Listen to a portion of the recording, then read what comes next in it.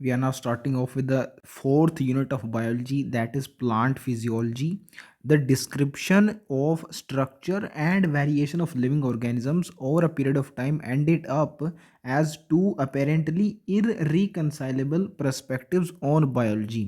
अब जब हम ऑर्गेनिजम्स के डिस्क्रिप्शंस यानी उनके बारे में जानकारी इकट्ठा करने की कोशिश करते हैं तो हमारे पास दो पर्सपेक्टिव्स निकल के आए हैं बायोलॉजी के, जिनके बारे में नीचे डिस्कस किया गया है। इनको इररिकंसाइलेबल क्यों बोला गया है ये हमें समझ आएगा जब हम इन दोनों को पढ़ लेंगे। पहले they rested on two levels of organisation of lives, one described at organismic and above level of organisation while the second described at cellular and molecular level of organization।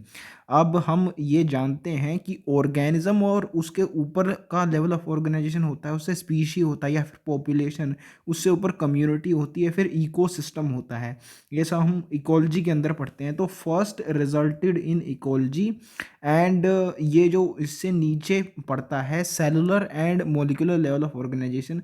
Organisms क्योंकि बेसिक यूनिट उसकी cell ही है and cell के अंदर molecules पाए जाते हैं, इनकी स्टडी जिस ब्रांच के अंदर आती है that resulted in physiology and biochemistry. अब ये दो पर्सपेक्टिव्स हमारे सामने आ गए। अब समझिए रिकंसाइलेबल होता है means to reestablish unity between two things.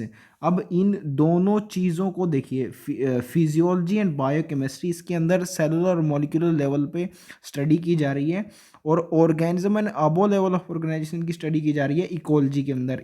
इनमें आपको कोई सिमिलैरिटी दिखाई दे रही है कहीं भी? इसलिए इनको इररिकंसाइलेबल बोला है यहाँ पे। But as written they are only apparently irreconcilable. उनमें एक चीज़ कॉमन है, लिविंग ऑर्गेनिजम्स। एक लिविंग ऑर्गेनिजम्स और उसके ऊपर के लेवल्स की बात करता है, एक उसके इनसाइड जो कंपोनेंट्स हैं सेलुलर मॉलिक्यूलर लेवल उनकी बात करता है। कॉमन इन दोनों में एक चीज़ है, लिविंग ऑर्गेनिज्म, इसलिए इनको रिकंसाइल किया जा सकता है, जो कि इस चैप्टर में किया भी गया है। The physiological processes in this unit are described in molecular terms but in context of cellular activities and even at organism level।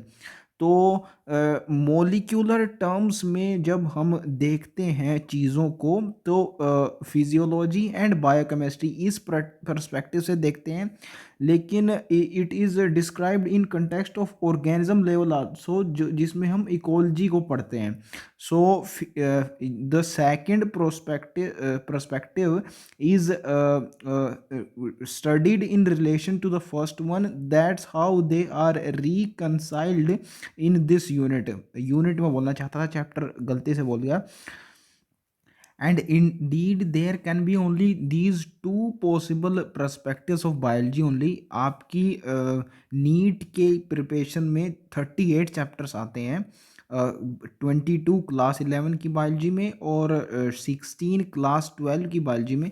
उन सभी को इन दो प्रोस्पेक्टिव्स में डिवाइड किया जा सकता है। इकोलॉजी आप सीधे सीधे देखते हैं वो तो इकोलॉजी के अंदर आएगी ही, उसके अलावा most of the chapter physiology और बायोकेमिस्ट्री में आएंगे, क्योंकि इनमें ऑर्गेनिज्म से नीचे लेवल का यानी सेलुलर और मोलिकुलर लेवल पे चीज़ों को डिस्कस किया गया है और ऑर्गेनिज्म और उससे ऊपर लेवल पे डिस्कस किया गया है इकोलॉजी में।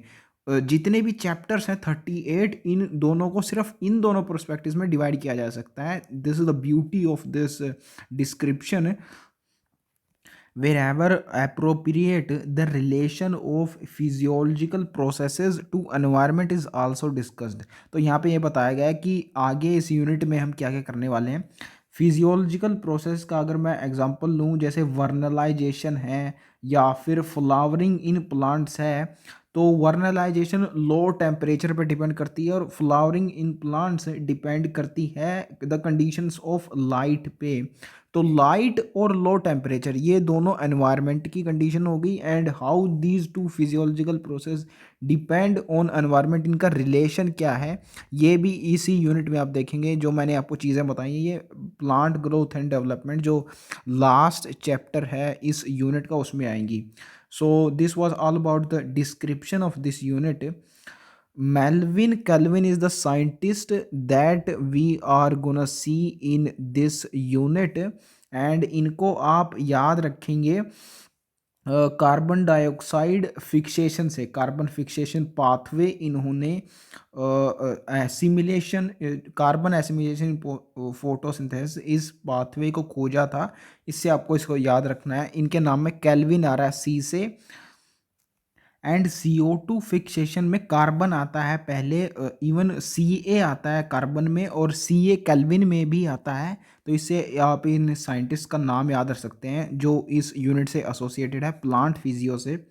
He studied reaction in green plants forming sugar and other substances from raw materials like CO2, water and minerals by labeling the carbon dioxide with C14। तो C14 एक कार्बन का isotope है जो कि रेडियो एक्टिव है। Usually आप जानते हैं कार्बन का एटॉमिक नंबर 6 होता है, तो 12 होगा इसका मास नंबर, लेकिन यहाँ पे 14 लिखा गया है, तो इसमें ज़्यादा न्यूट्रॉन्स हैं। इसको जैसे ये रेडियो एक्टिव है, जिसमें ज़्यादा भारी न्यूक्लियस होता है ना, वो रेडियो एक्टिव होता है, अनस्टेबल होता है, तो इसलिए ये रेडियो एक्टिव है। एंड ये यूज़ किया था मेल्विन केल्विन ने लेबल्ड कार्बन डाइऑक्साइड में। लेबल्ड का मतलब ये है कि रेडियो एक्टिव कार्बन था इसमें। एंड C13 भी एक होता है कार्बन का आइसोटोप। तो C14 से इसको कैसे डिस्टिंग्विश करें, तो हमने ये तो जान लिया कि 13 और 14 ये दोनों ज़्यादा इसमें न्यूट्रॉन होते हैं, तो अनस्टेबल होंगे, ये रेडियो एक्टिव बोल सकते हैं। लेकिन C14 ही यूज़ किया, इसको आप ऐसे याद रखते हैं, कार्बन डाइऑक्साइड में यूज़ किया है ना। डाई से दो, यानी 12 से दो ज़्यादा, 12 नॉर्मल होता है, उससे दो ज़्यादा वाला आइसोटोप यूज़ किया, तो C14 यूज़ किया, ऐसे आप याद रख सकते हैं। एंड CO2 एंड वाटर का यूज़ होता है इन द फोटोसिंथेटिक रिएक्शन, ये तो आपको समझ में आ रहा होगा। लेकिन मिनरल्स का क्या यूज़ है यहाँ पे, ये क्यों लिखा है, ये आपको थोड़ा सरप्राइज हो सकता है, लेकिन जब आप नेक्स्ट चैप्टर पढ़ेंगे मिनरल न्यूट्रिशन, उसमें आपको समझ में आ जाएगा, क्योंकि यूजेस दिए हुए हैं वेरियस आयंस के वहाँ पे। तो क्लोरीन और मैग्नीज मुझे यहाँ से याद आ रहा है, इन दोनों का यूज़ होता है वाटर स्प्लिटिंग रिएक्शन में इन फोटोसिंथेसिस। तो डेफिनेटली मिनरल्स का भी यूज़ होता है in forming sugar from raw materials. Minerals भी रॉ मटेरियल्स होते हैं यानी फोटोसिंथेसिस में। Calvin proposed that plants change light energy to chemical energy by transferring electron in an organized array of pigment molecules and other substances। तो ये exact process इन्होंने बताया photosynthesis का। इलेक्ट्रॉन का ट्रांसफ़र होता है इनमें पिगमेंट मॉलिक्यूल्स के अंदर, एंड मेन पिगमेंट मॉलिक्यूल होता है क्लोरोफिल ए। ये एग्जैक्टली पढ़ेंगे हम फोटोसिंथेसिस इन प्लांट्स, चैप्टर दिया हुआ आगे उसमें। The mapping of pathway of carbon assimilation in photosynthesis earned him Nobel Prize in 1961। तो ये ईयर आपको याद नहीं रखना है। कैल्विन एन से एंड होता है नाम, इसे आप याद रखेंगे, इनको नोबल प्राइज मिला था। एंड CO2 फिक्सेशन और कार्बन एसिमिलेशन में कोई फ़र्क नहीं होता। तो ये मैंने आपको बता दिया कि ये इनका नाम ही CO2 फिक्सेशन से एसोसिएटेड मीन्स कार्बन एसिमिलेशन। तो this thing earned him Nobel prize. The principles of photosynthesis are being used in renewable resource for energy and in studies in solar energy research। तो ये भी आपको पता होना चाहिए कि कहाँ कहाँ यूज़ हो रहे हैं इन प्रिंसिपल्स ऑफ फोटोसिंथेसिस। तो फोटोसिंथेसिस चैप्टर में हम पढ़ने वाले हैं एक प्रोसेस जिसका नाम है साइक्लिक फोटोफॉस्फोराइलेशन। उसमें एक ही इलेक्ट्रॉन को साइकिल किया जाता है इस प्रोसेस में टू प्रोड्यूस एनर्जी। तो इसका इस्तेमाल हम कर सकते हैं रीन्यूएबल रिसोर्स फॉर एनर्जी में, इस प्रिंसिपल का। एंड क्योंकि सोलर एनर्जी यानी सनलाइट तो इन्वॉल्व होती ही है फोटोसिंथेसिस में, तो सोलर एनर्जी रिसर्च की स्टडीज़ में भी इसका, इन प्रिंसिपल्स का यूज़ किया जा सकता है। तो अब यहाँ से स्टार्ट होगा अपना actual chapter transport in plants. The main theory, plants need to move molecules over very long distances much more than animals। ये obvious statement है यार। एनिमल्स का साइज कितना छोटा होता है as compare to plants. Normal animals का भी देखें अगर हम, तो क्योंकि साइज बड़ा होता है इसलिए रूट से लेके लीफ तक बहुत ज़्यादा डिस्टेंस हो जाता है। So plants definitely need to move molecules to long distances as compare to animals. They also do not have circulatory system in place. Now ये भी स्टेटमेंट आपको समझ में आ रही होगी। हमने बायोलॉजिकल क्लासिफिकेशन पढ़ा था जहाँ पे 5 किंगडम क्लासिफिकेशन आता है विटेकर का, उसमें से चौथी होती है प्लांटे और पांचवी है एनिमेलिया। एनिमेलिया की भी कुछ फाइलाज तक सर्कुलेटरी सिस्टम नहीं आता है, ये आपको अच्छे से पता होना चाहिए। अब आप एनिमल किंगडम पढ़ आए हैं। एनीलिडा के अंदर सबसे पहले सर्कुलेटरी सिस्टम आया था, that too close circulatory system. तो एनिमेलिया में जाके भी एनीलिडा के अंदर सबसे पहले सर्कुलेटरी सिस्टम आया था, उससे पहले तो भूल ही जाइए। प्लांटे तो एनिमेलिया से भी पहले आता, तो उसमें से कहाँ होगा सर्कुलेटरी सिस्टम। तो यहाँ से आपको समझ आया कि सर्कुलेटरी सिस्टम इनमें नहीं होता, लेकिन फिर भी ये मॉलिक्यूल्स को कैसे कैरी आउट करते हैं from one place to other another up to very long distances. This is the subject matter of this chapter, transport in plants. And by far हम इतना तो जानते ही हैं कि instead of this vascular system plants में circulatory system की जगह वास्कुलर सिस्टम होता है। प्लांट किंगडम और अनाटमी ऑफ फ्लावरिंग प्लांट्स हमें ये पता है। तो ट्रांसपोर्ट का काम basically xylem and phloem these vascular system के अंडर जो आते हैं इनका होता है। उसकी डिटेल्स ही इस चैप्टर में डिस्कस की गई हैं। In a flowering plant, the substances that would need to be transported are water, mineral nutrients, organic nutrients, and plant growth regulators. Over small distances, substances move by diffusion and cytoplasmic streaming, supplemented by active transport. तो ये जो cytoplasmic streaming से active transport हो रहा है, ये दोनों ही चीज़ें, या तो डिफ्यूजन या तो ये एक्टिव ट्रांसपोर्ट की वजह से। Both of these involve crossing only the cell membrane, यानी सेल टू सेल डिस्टेंस, यानी स्मॉलर डिस्टेंस की यहाँ पे बात हो रही है।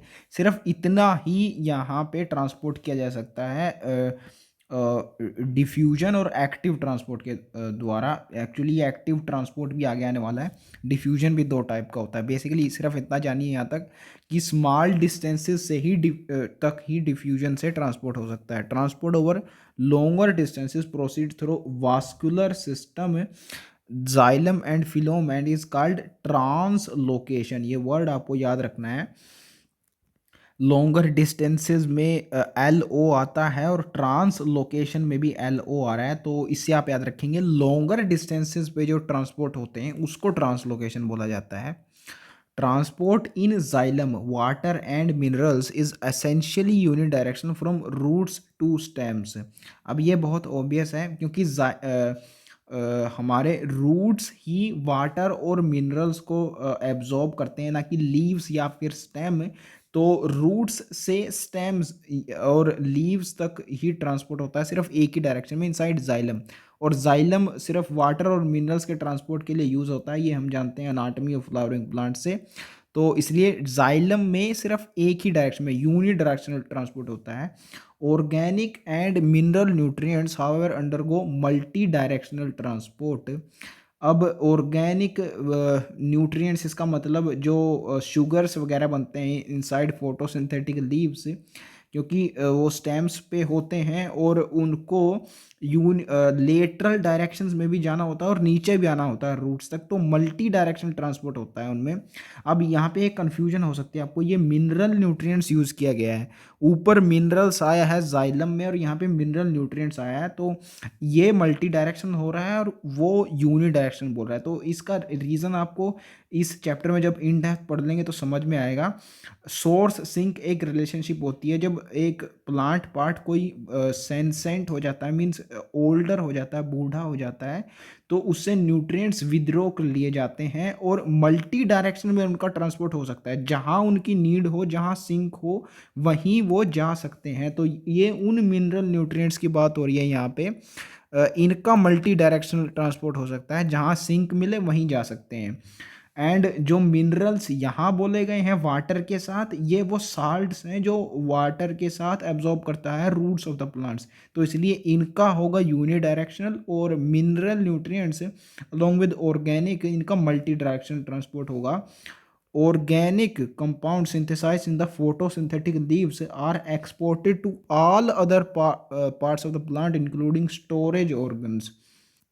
From this storage organs they are later री एक्सपोर्टेड।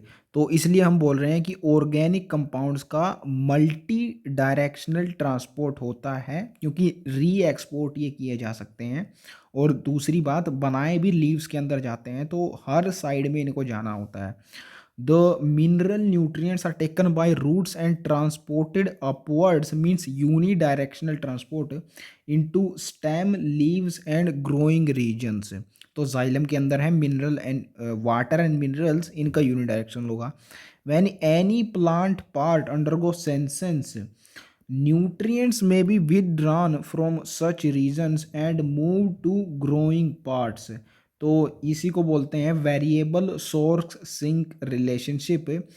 ये जब प्लांट पार्ट यंग था तो ये प्रोड्यूस कर रहा था फोटोसिंथेसिस के द्वारा, लीव्स इन्वॉल्व होंगे यहाँ पे, तो सोर्स की तरह एक्ट कर रहा था। लेकिन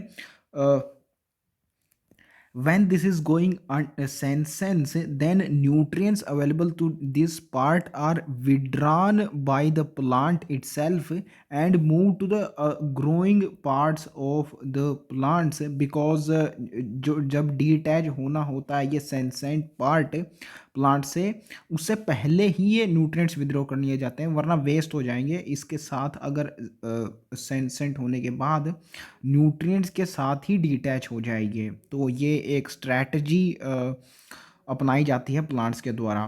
द हॉर्मोन्स और प्लांट ग्रोथ रेगुलेटर्स, इनको फाइटो हॉर्मोन्स भी बोलते हैं। इनके बारे में plant growth and development chapter में पढ़ेंगे, जो लास्ट चैप्टर है इस यूनिट का। And other chemical signal, basically hormones chemical signals या मैसेंजर ही होते हैं। केमिकल कोऑर्डिनेशन चैप्टर में ये आता है। दे आर ट्रांसपोर्टेड दो in very small amount, small amounts में होते हैं इनका ट्रांसपोर्टेशन होता है। ये बायोमोलिक्यूल चैप्टर्स में आपने पढ़ा हुआ है, जहाँ पे मेटाबोलाइट्स का और कंसेप्ट ऑफ मेटाबॉलिज्म और लिविंग स्टेट जहाँ पे आता है। Sometimes in a strictly polarised और uni direction manner from they are synthesised to the other parts. अब इसका रीज़न ये है कि इनका भी यूनि डायरेक्शनल ट्रांसपोर्ट होता है हॉर्मोन्स का, क्योंकि हॉर्मोन्स को स्टोर नहीं किया जा सकता। ये सीधे सीधे मैसेंजर, केमिकल मैसेंजर की तरह एक्ट करते हैं, जहाँ से प्रोड्यूस होते हैं to the their target organ. सिर्फ मैसेंजर की तरह एक्ट करना होता है, कहीं इनकी स्टोरेज नहीं हो सकती। अनलाइक ऑर्गेनिक कंपाउंड्स और मटेरियल्स एंड मिनरल न्यूट्रिएंट्स, जो कि पीछे हमने देखा था जिनका मल्टी डायरेक्शन होता है, उनको कहीं ना कहीं स्टोर किया जा सकता है। हॉर्मोन्स क्योंकि स्टोर नहीं हो सकते, इसलिए इनका स्ट्रिक्टली पोलराइज और यूनि डायरेक्शनल ट्रांसपोर्ट होता है। Hence, in a flowering plant, there is a complex traffic of compounds, but probably very orderly, moving in different direction, each organ receiving some substances and giving out some others। तो ये exact similar lines हमने biomolecules chapter में भी पढ़ी हुई है। Flowering plants भी तो एक लिविंग ऑर्गेनिज्म होता है यार, और लिविंग ऑर्गेनिजम्स में मेटाबोलाइट्स का मेटाबॉलिक फ्लक्स या फिर मेटाबॉलिक पाथवे, ये कॉम्प्लेक्स ट्रैफिक होते हैं। ये बहुत अच्छे से हमने पढ़ लिया था बायोमोलिक्यूल चैप्टर के अंदर। ये ऑर्डरली होता है दीज ट्रैफिक, ये चीज़ें हमने अच्छे से डिस्कस कर ली थी वहाँ पे। सो वही यहाँ पे रिपीट की गई है बस। Now the means of transport, first one is diffusion. Movement by diffusion is passive. तो ये हमने पढ़ा हुआ है cell the unit of life में भी, जहाँ पे मेम्ब्रेन का स्ट्रक्चर आता है, सेल मेम्ब्रेन का। डिफ्यूजन से पैसिव मूवमेंट होती है। इसके अलावा एक एक्टिव ट्रांसपोर्ट भी होता है, वो भी मेम्ब्रेन के थ्रू ही होता है, लेकिन उसमें एनर्जी यूज होती है।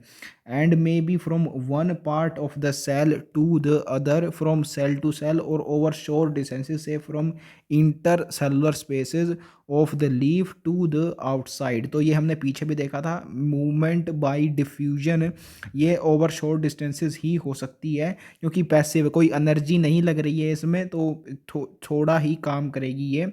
देखिए सेल यहाँ पे हर एक हिस्से में आपको मिलेगा, cell to cell, other cell movement, cell to cell, means one part of the cell और to the other means within the cell, या फिर एक सेल से दूसरी सेल, या फिर इंटरसेलुलर स्पेस से आउटसाइड, ये भी सेल इसमें इन्वॉल्व है, तो ये भी छोटा डिस्टेंस है। मैं आपको ये बताना चाहता हूँ, सेल क्योंकि छोटी सी यूनिट होती है किसी भी ऑर्गेनिज्म की, सिर्फ उतने में ही डिफ्यूजन काम कर सकता है, उतना ही ट्रांसपोर्ट कर सकता है।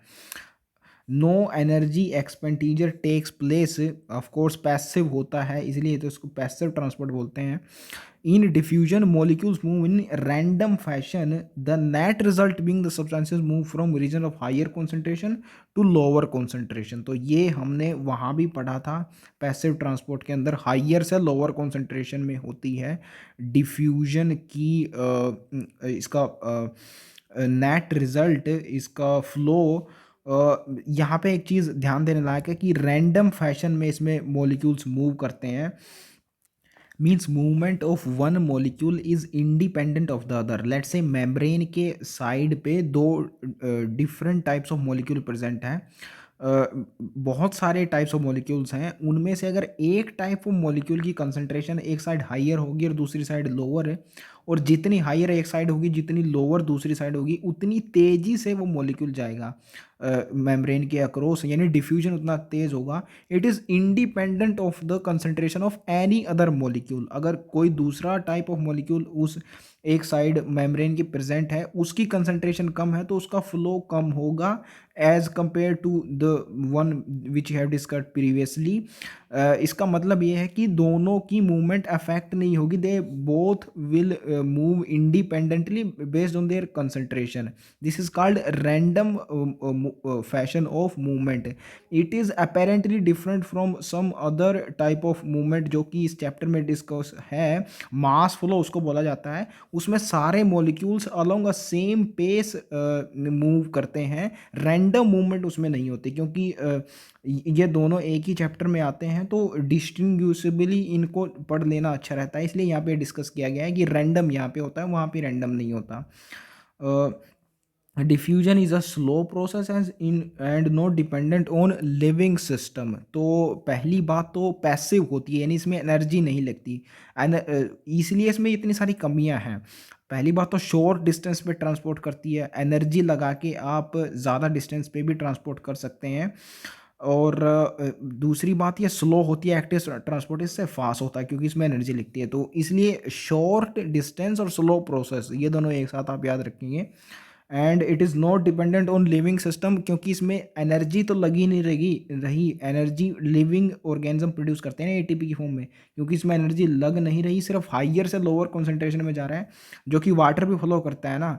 किसी भी झरने से अगर पहाड़ी से पानी गिर रहा है तो हाइयर कॉन्सेंट्रेशन से लोअर पे गिर रहा है, या फिर आप दो बीकर्स को कनेक्ट कर दीजिए, ये इक्विलिब्रियम में पढ़ते हैं आप, तो जिसमें ज़्यादा पानी है उससे कम पानी वाले बीकर में पानी चला जाएगा, हायर टू लोअर कॉन्सेंट्रेशन। तो ये कहीं से भी लिविंग पे डिपेंड नहीं कर रहा, नॉन लिविंग में भी डेफिनेटली हो सकता है ये। पानी की मैंने बात की, जी हाँ, लिक्विड्स में भी डिफ्यूजन होता है, जो कि यहाँ पे आएगा अब। Diffusion is obvious in gases and liquids, but diffusion in solids is more likely rather than of solids. तो सॉलिड्स का डिफ्यूजन नहीं हो सकता, उनके अंदर डिफ्यूजन हो सकता है। देखिए फॉर एग्जांपल आप देखेंगे कि प्लाज्मा मेम्ब्रेन्स के अंदर जो प्रोटीन्स होते हैं उनको इंटीग्रल प्रोटीन्स बोलते हैं, cell the unit of life में हमें पढ़ा था, उनके थ्रू मॉलिक्यूल्स का डिफ्यूजन हो सकता है, यानी प्रोटीन्स, इंटीग्रल प्रोटीन हुआ solids, inside them diffusion can occur of ions and molecules। तो in solids diffusion can occur but not of solids। basically diffusion is a process that is associated with flow, and fluidity is the characteristics of gases and liquids only, that's and not of solids। that's why diffusion solids में नहीं हो सकता, inside में हो सकता है, ये मैंने एग्जांपल देके आपको बता दिया। diffusion is very important to plants since it's the only means for gaseous movement within the plant body। Actually in general diffusion is the only way through which gaseous movement can occur। अगर हम बोल रहे हैं कि किसी एक cylinder में हमने एक जगह कोई गैस रिलीज कर दी, तो पूरे सिलेंडर की वॉल्यूम को वो गैस ऑक्यूपाई कर लेगी, हम बोलेंगे that gas has diffused in entire container और सिलेंडर। तो इन जनरल गैसियस मूवमेंट सिर्फ डिफ्यूजन से ही होती है, एंड गैसियस मूवमेंट एसेंशियल होती है, इंपॉर्टेंट होती है प्लांट में, इसलिए डिफ्यूजन प्लांट के लिए इम्पोर्टेंट है। ये आप समझ ही पा रहे होंगे, जैसे CO2 है, ये भी गैस होती है, इसकी मूवमेंट ज़रूरी है। कार्ब CO2 फिक्सेशन यानी फोटोसिंथेसिस में इसका यूज होता है। ऑक्सीजन की भी यहाँ पे डिफ्यूजन की ज़रूरत होती है, क्योंकि सांस तो प्लांट को भी लेनी होती है, तो definitely diffusion plays an important role in plants. Diffusion rates are affected by gradient of concentration, permeability of the membrane separating them, and temperature and pressure। तो ग्रेडियंट ऑफ कंसंट्रेशन यानी कि एक मेम्ब्रेन का एक तरह का एक साइड पे किसी मॉलिक्यूल की कितनी ज़्यादा कंसंट्रेशन है और दूसरी साइड कितनी कम है, हाई कितना ज़्यादा हाई है और लो कितना ज़्यादा लो है, ये हो गया ग्रेडियंट ऑफ कंसंट्रेशन। ये जितना ज़्यादा होगा उतना रेट यानी स्पीड ऑफ डिफ्यूजन उतनी ज़्यादा होगी। दूसरा परमिएबिलिटी ऑफ मेम्ब्रेन, किसी मॉलिक्यूल के लिए कितनी परमिएबल है मेम्ब्रेन, जितनी ज़्यादा परमिएबल होगी उतना ज़्यादा डिफ्यूजन रेट होगा। इसके अलावा टेम्परेचर और प्रेशर पे भी डिफ्यूजन रेट डिपेंड करते हैं। बेसिकली अगर हम टेम्परेचर को इंक्रीज करेंगे तो काइनेटिक एनर्जी इंक्रीज हो जाएगी किसी भी मॉलिक्यूल की, और एनर्जी काइनेटिक एनर्जी अगर इंक्रीज होगी तो स्पीड उसकी इंक्रीज हो जाएगी। Means diffusion rate will increase with temperature, and pressure को आप अलग नहीं मान सकते कंसंट्रेशन से। ये आप सॉल्यूशंस चैप्टर में पढ़ते हैं class 12 chemistry, that pressure is directly proportional to mole fraction which represent the concentration of a solution only. तो pressure is directly proportional to concentration, वहाँ पे ये आता है। तो अगर कंसंट्रेशन पे डिपेंड कर रहा है तो प्रेशर पे करेगा ही, ये आपको समझ में आना चाहिए point. Now diffusion is of two types, simple diffusion and facilitated diffusion. The diffusion rate depends on the size of the substances. Obviously the smaller substances diffuse faster, तो diffusion rate means basically means the speed of diffusion, and जो हल्का होगा और छोटा होगा वो ज़्यादा तेज़ी से डिफ्यूज़ हो पाएगा। This is very obvious. It also depends on the solubility of any particular molecule in lipids. The one substances which are soluble in lipids diffuse through the membrane faster। तो हम जानते हैं membrane consists of lipids to a major portion, phospholipids होते हैं वो, and जो उनमें soluble होंगे substances वो ज़्यादा तेज़ी से उस membrane को क्रॉस कर पाएंगे। ऑब्वियसली जो इनसॉल्युबल होंगे लिपिड्स में उनको तो मेम्ब्रेन क्रॉस ही नहीं होने देगी अपने में से। So solubility is a very important criteria for diffusion rate. Substances that have hydrophilic moiety find it difficult to pass through the membrane and their movement has to be facilitated। तो इसके बारे में हमने cell the unit of life में भी पढ़ा था, facilitated diffusion के बारे में। हाइड्रोफिलिक, ये क्योंकि पोलर एंड आउटसाइड होते हैं मेम्ब्रेन के, और हाइड्रोफिलिक होता है वो पोलर वाला, उसके इनसाइड होता है हाइड्रोफोबिक टेल्स, क्योंकि वो हाइड्रोफोबिक होते हैं तो हाइड्रोफिलिक मोइटी से उनकी कंपैटिबिलिटी नहीं होती, इसलिए ये हाइड्रोफिलिक मोइटी उन हाइड्रोफोबिक एंड से मेड अप ऑफ हाइड्रोकार्बन्स उनसे पास नहीं हो सकती। Their movement has to be facilitated, and proteins इसका काम करते हैं, ये हम जानते हैं। Membrane proteins provide sites at which such kind of molecules can cross the membrane, and a gradient must already be present even if their movement is facilitated by proteins. This is called facilitated diffusion। तो क्योंकि है ये diffusion ही, तो इसलिए gradient इसमें भी already present होना चाहिए। हाइयर से लोअर कंसंट्रेशन में जा रहे हैं अभी, इवन दो अगर प्रोटीन्स इसको फैसिलिटेट कर भी रहे हैं मूवमेंट को, क्योंकि है तो डिफ्यूजन ही ये भी। It is of course happening without the expenditure of ATP, क्योंकि डिफ्यूजन है ये पैसिव प्रोसेस है। Facilitated diffusion cannot cause net transport of molecules from low to higher concentration. This requires input of energy, it is called active transport. The transport rate reaches a maximum when all the protein transporters are being used, a condition called saturation। तो जब सारे protein saturate हो जाते हैं, सभी से molecules पास कर रहे होते हैं, तो यहाँ पे ट्रांसपोर्ट रेट का मैक्सिमम आ जाता है। इससे ज़्यादा फैसिलिटेटेड डिफ्यूजन के द्वारा ट्रांसपोर्ट नहीं किया जा सकता, डिफ्यूजन नहीं हो सकता है। Fascilated diffusion is very specific, that is it allows cell to select substances for uptake. तो specific होने का मतलब यही होता है that it allows transport of sub specific substance and कुछ का transport allow नहीं करती। बेसिकली जो सेलेक्टिवली या फिर सेमी परमिएबल हम प्लाज्मा मेम्ब्रेन को बोलते हैं, वो due to the presence of these proteins ही होती है। क्योंकि ये स्पेसिफिक होते हैं तो सेलेक्ट करने की एबिलिटी इन्हीं की वजह से होती है किसी भी सेल की मोलिक्यूल्स को। It is sensitive to inhibitors which react with the side chains of the proteins. तो ये साइड चेन्स बायोमोलिक्यूल्स चैप्टर में भी आता है। जो तीसरे वाला को फैक्टर था मेटल आयंस, वो साइड चेन्स के साथ रिएक्ट करते हैं प्रोटीन्स की। तो ये साइड चेन्स इंपॉर्टेंट एरिया होते हैं किसी भी प्रोटीन्स के अंदर। इनहिबिटर्स जो ट्रांसपोर्ट को यानी action of protein in general को इनहिबिट कर सकते हैं, वो इन्हीं साइड चेन्स के साथ रिएक्ट करते हैं। Facilitated diffusion is sensitive to inhibitors because it involves proteins जिनके साइड चेन्स के साथ इनहिबिटर्स रिएक्ट करके उनके फंक्शन को इनहिबिट कर सकते हैं। एंड इवन एक्टिव ट्रांसपोर्ट में भी क्योंकि प्रोटीन्स इन्वॉल्व होते हैं, हमने ये ऑलरेडी देखा हुआ है cell the unit of life में, आगे भी देखेंगे नेक्स्ट पेज पे। तो उनमें भी active transport is also sensitive to inhibitors, ये लाइन उसमें भी आने वाली है। Proteins form channels in the membrane for molecules to pass through. तो ये channels are nothing but the passages जिसके थ्रू मॉलिक्यूल्स पास होते हैं। Some channels are always open, others can be controlled.